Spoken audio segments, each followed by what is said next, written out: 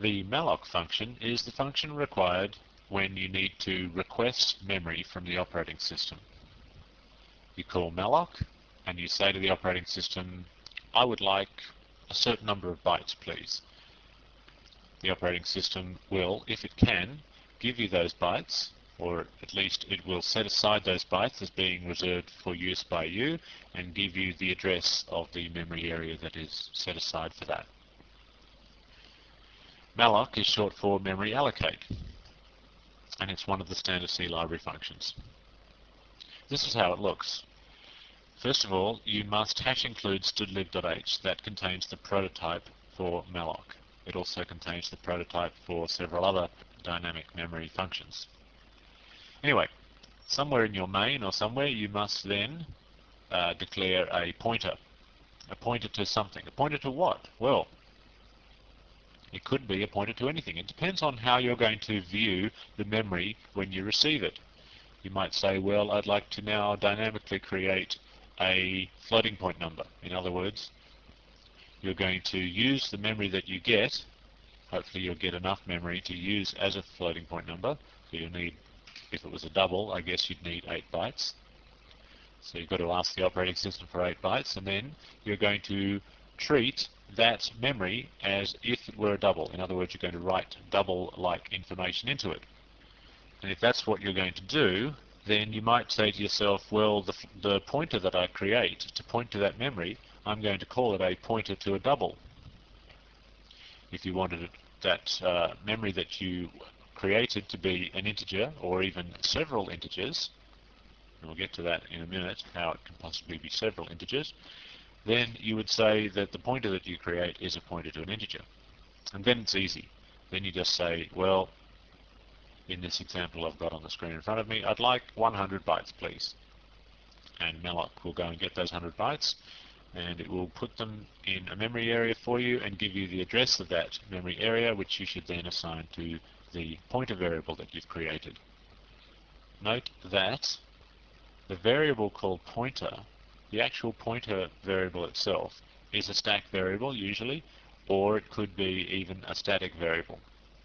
Whereas the thing that it points to is now going to be, well, it's not going to be a variable per se, but it's going to be memory that's on the heap. Just keep that in mind. I know that you're dealing with heap memory here, but the actual pointer that points to it is not on the heap. The pointer that points to it is just a regular stack variable usually. Okay, what else can we know about malloc? The size of operator is often used to specify how much memory is required. I mean, you can, if you like, say, okay, well, I want a double, and therefore a double is 8 bytes, so I'll just ask for 8.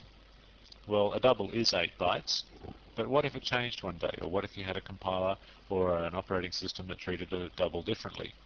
It's much safer just to say, I don't want 8 bytes, I want the size of double. Something like this. This isn't the double example, of course, but instead of asking in the previous example for 100 bytes, you might say, well, those 100 bytes are actually going to represent 25 integers, and every integer is 4 bytes.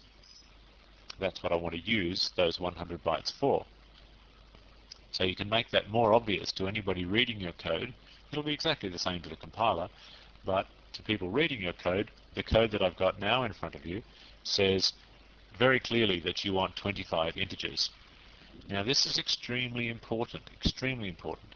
If malloc cannot find a chunk of memory of the requested size, in other words, you ask for 100 bytes and it actually can't produce 100 bytes, in other words, the system is out of memory, well, that's usually the case. The system is out of memory if it can't get that memory for you. Although it could just mean that the entire malloc subsystem is all screwed up. That can happen quite often. Anyway, if all of that happens, malloc will return a value of null. Now, I can't stress highly enough, you have to check this. You have to put, immediately after this malloc statement, you really have to put a statement that says, if pointer equals null, then, well, then we didn't get the memory, and we have a serious problem because we're pretty much out of memory. We're certainly out of heap space anyway. Or, if we're not out of heap space, then the whole malloc subsystem is screwed up, and I wouldn't like to rely on it for anything else in future, so you might want to find some way of quickly exiting the program at that point. You would be amazed at the number of people that do not bother checking to see if malloc returned the right value or not, to see if it returned something that wasn't null. They just think to themselves, well, there's going to be heaps of memory available, so using the word heaps in the large sense, so malloc will never return null to me. In other words, I'm always going to get the memory I ask for, just use it. And then one day malloc does return null, and they start using null as the address of the memory area that they were given. And as soon as they try and do that, the program just crashes straight away. So please put an if statement after your malloc to check that you actually got the right memory. I know that many of you are going to be working on systems with virtually unlimited memory, like many megabytes of memory. So you might think, well, I'm only asking for 100 bytes, so how could that possibly run out? Well, it may not actually run out. It may be that you've buggered up the malloc subsystem, and malloc may return a null when there is in fact heaps of memory available. You may still get a null value back, and that's something that you've caused. It's a bug in your system, and I can tell you how that might get caused. Well, I'll tell you that when we get to the free function, but it's usually got something to do with freeing up something that you never allocated in the first place, or even just repeatedly, inside a loop perhaps, repeatedly mallocing and never freeing. And if you do that enough, you will actually run out of memory. Okay, what else can we know about malloc? Once the memory has been allocated, and this is really interesting, the pointer variable, which is it's a pointer, a PTR variable in the previous example, can be treated exactly as if it were an array declared on the stack or declared statically. So what am I saying here? You can treat a pointer as if it were an array. You can treat a pointer as if it were an array. You really can. That might sound extremely odd to you, to treat pointers as if they were arrays. But I suggest that you get used to that idea very quickly. Arrays and pointers are almost interchangeable. Now I know that goes against the grain of all your understanding of C, but I will explain that in the next chapter, or I think it's the chapter on advanced pointers. Arrays and pointers are almost exactly the same thing. You might think, how can that be? I mean, a pointer is just a memory address. It's the address of something. And an array is a great big block of many things all run together. How can they be treated as the same thing? Well, again, I can only say that I'm going to show that to you later, but take that for granted just for the moment, that pointers and arrays are very similar. The only difference is when you try and evaluate their size. I mean, the size of a pointer is going to be almost always 4 bytes, because that's the size of a memory address. Memory addresses are 4 bytes. And the size of arrays, well, the size of an array is the size of the array. It's the number of elements times the size of each element. That's the size of the entire array.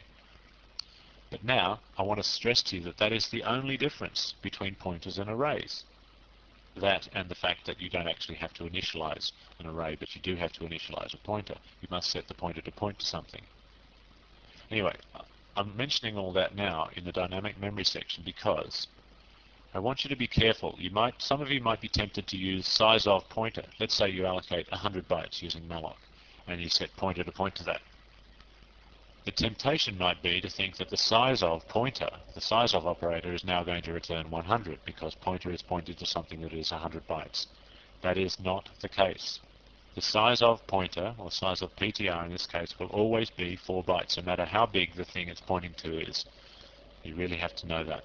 In fact, I'll go so far as to say there is absolutely no way of telling how big the memory is once you have allocated it. There's no function that you can call that says, how big is this piece of memory that pointer is pointing to?